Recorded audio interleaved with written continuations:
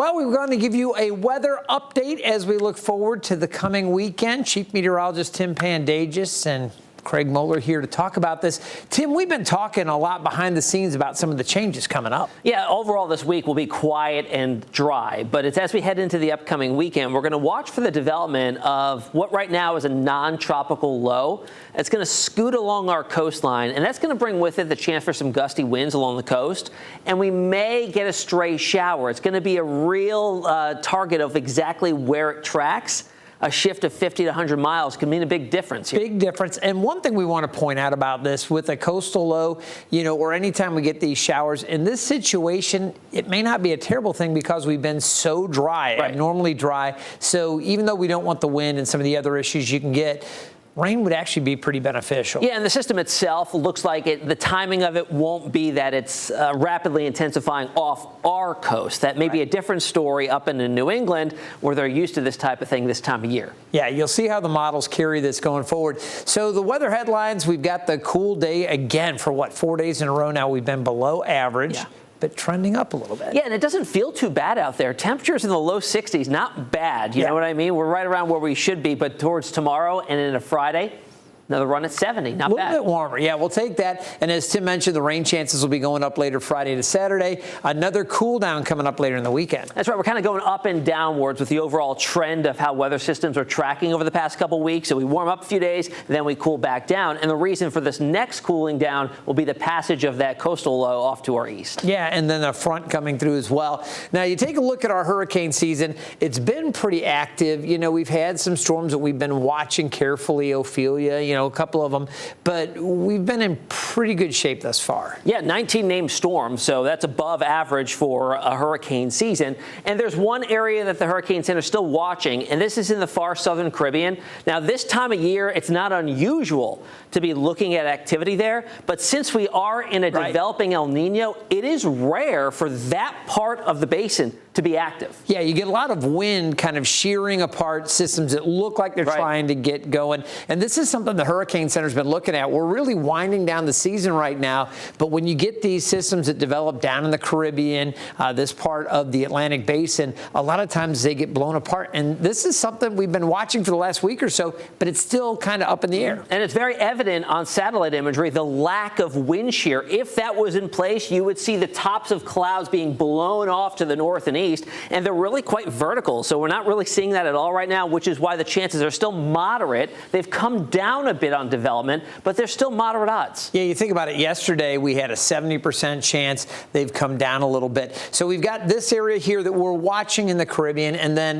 this area has been kind of interesting in the Gulf. Yeah, and it's all connected really, too, because you watch this cluster here, and it looks like it's trying to build off to the west towards Nicaragua. But what's going to happen here is that non-tropical low in the northeast Gulf will actually start to pick up this system and drive it to the north, which is why it'll be more of a threat to Jamaica and the far eastern end of Cuba for some flooding rains and flash flooding from the mountainous terrain. Yeah, it's going to be really interesting to see how they interact. Let's go ahead and focus in on the development chances. Yeah, so we're now moderate. I think it's 50-50 odds now that the Hurricane Center has put within 7 days for our area here. Now it's come down from 70% yesterday, but notice it's drifting into this globe, this lobe here of orange that's headed towards Jamaica and eastern Cuba. And it's a good point you make. Again, not a lot of shear right now as it drifts northward. It's going to be interesting to see how the environment unfolds. And I think that's why the Hurricane Center's been, they want to deal with it, but they're not 100% sold on it. Absolutely. And to see those odds come down, I'm not sold on it really developing either, because it's going to get pulled to the north. And at that point in time, it will start to get sheared and move a little bit quicker. So speed shear will be a problem too.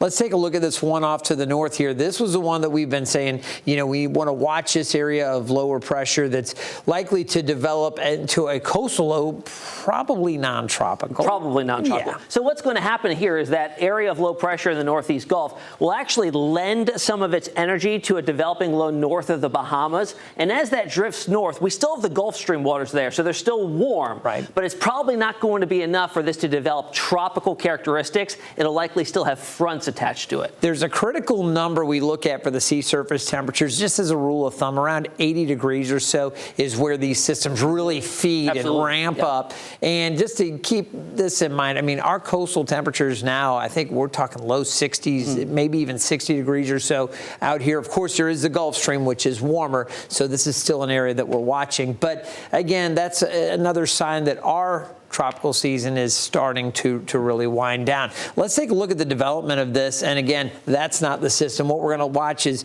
these two areas here. There's our coastal low. Yep. What do you think? You got two models there. They're pretty similar. Good consensus. And you notice it's placing well off to our south and east. So it's in an area that if it was to develop rapidly could bring us impacts, but I think it's going to be moving too quickly. And the phasing that we'll show you in a second with an inbound cold front from the northwest, I don't think lines up to give us a coastal bomb. Yeah. You know?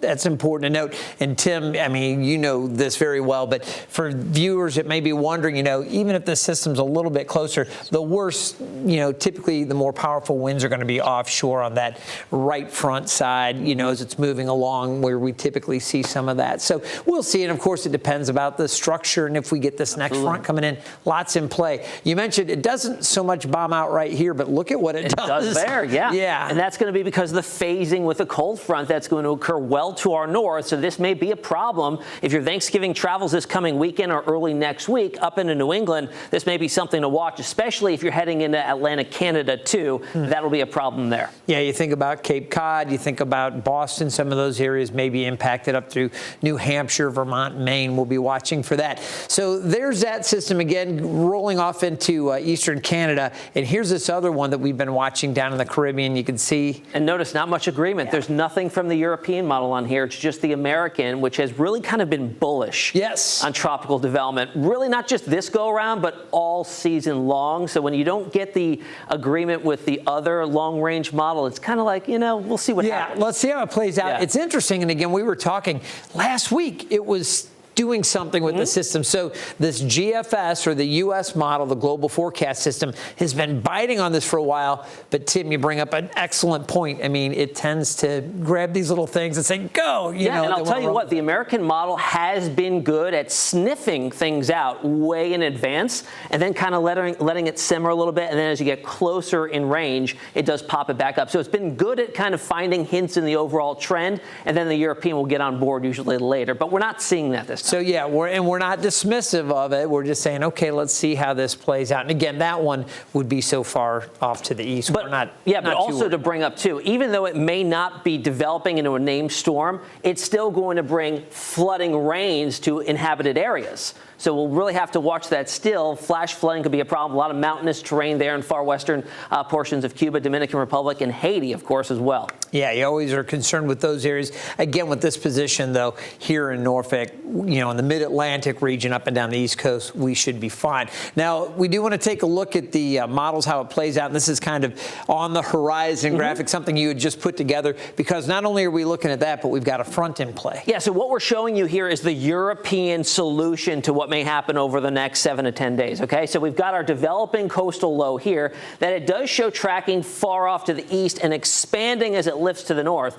And here's our inbound cold front from the north and west, bringing a rain chance of its own there. But notice, Greg, as you play it out, that we don't really see it, you know, combining its energies, right? It's shooting on off to the north and east and developing into New England, but we're just kind of getting dry with maybe a shower along the coast. Yeah, and the European model does have this intensifying well to the north as it starts to kind of phase a little bit. But out ahead of this front, the winds that kind of steer this are going to push it off to the northeast. That's the thinking right now. And again, if you were just looking at, you might have seen some green shaded in over eastern North Carolina. Question is, how far north and how far west? And then does this front produce some showers as well? So the weekend forecast, we've been kind of saying, okay, pretty good chances Friday late afternoon and Friday night, but Saturday is a little bit of a question as to Saturday morning or not. And say this front moves just a little bit faster and gets here earlier, that will shove this farther to the east and offshore, so that would limit our rain chances significantly. Now behind the front, Cooler weather. Cooler weather, a shift in wind direction. It'll probably be blustery. It'll be much cooler for the second half of the weekend. And that cool pool of air sliding south will stick around for likely right through Thanksgiving. Yeah, we're going to see the temperatures dropping down through the weekend, especially Sunday into Monday. You see the front clearing the area here. I did want to touch on, and again, this is the European model here, taking a look at the winds and the wind potential with the coastal low. Question about how much rain we get. And keep in mind, there's moderate drought down around the Albemarle Sound and up on the eastern shore. The drought monitor calling for that. We've been abnormally dry, so hopefully we get a little bit of rain. What you don't want is a whole lot of wind, and you can see how the model handles this. These are wind gusts into Saturday. Not too bad early, but watch the winds pick up as we get towards midday. Yeah, could see those gusts getting up and over 30, 35. We will likely be on the far western fringe of the wind field from this as it develops, but still, nonetheless, if it's onshore, could be some very minor coastal flooding and coastal erosion, but not overly concerned about it. Yeah, not too concerned, but again, you see those potentials with the gusts. And you also mentioned, again, if this front gets in a little sooner, there's a lot that could still change. So that's why we always encourage you to keep checking back for our forecast. So just wanted to point out that potential based on the Euro. You can see as we go Saturday night into Sunday, the winds start to ease up quite a bit. So this doesn't look like a prolonged event. Now, lots of folks wondering about Saturday night. Yeah, how's the weather shaping up for the grand illumination in downtown Norfolk? Well, right now, our thinking with that passage of that coastal low to our north and east, we're turning partly cloudy, but still with that wind field, bit breezy, but cool too. Temperatures in the 50s. 55. I mean, what a great night with partly cloudy skies. If you've got plans to take the family out for the grand illumination, it's looking really good. So hopefully things work out. And again, those winds should be easing a little bit as we get into the evening. Tim, a lot to talk about and a lot to watch over the coming days. Absolutely. Let's talk about Thanksgiving. Oh, yes, I almost skipped Thanksgiving. We can't do that. An early look. Let's take a look here. So you pulled a couple of models here. Yeah, our 2 long range. Did this one go back down a little? It just did. The newest run just came in cool. Yeah. So this has been fluctuating here. Again, how the GFS sniffs out pattern changes far in advance. Yesterday, it was saying a big pool of cool air is diving south, and we'd be in the 40s on Thanksgiving. It trended upwards for a run, and now it's back down in the 40s. Not quite as cold as it was yesterday, but the trend is back down. And this far out, I mean, we really do watch for trends from run to run to run. So that just caught my attention. Yeah. It does look right now, based on the GFS, like that solution would be dry. We'll see. All right. Yeah, that's a snapshot from 4 in the afternoon. So you're looking at mid-afternoon time frames, both long-range models showing dry conditions right now, but a difference in temperatures. European is in the mid-50s, GFS in the 40s. So it'll likely be cool and below average, but, you know. And I'm putting the chief on the spot now. You got a gut which way you trending right now? I mean, we're still over a week out. I'm going to go middle of the road here. I'm going to go low 50s for highs. All right, he's playing it safe. Yeah, we'll see. And it's honestly probably not a bad thing, just kind of blending the two models for now. The main thing, again, we're going to be watching the trends over the coming week, and we'll have updates for you, not only on 13 News Now Daybreak, but also through the afternoons and evenings. Tim, again, a lot to talk about, but pretty interesting forecast. Absolutely.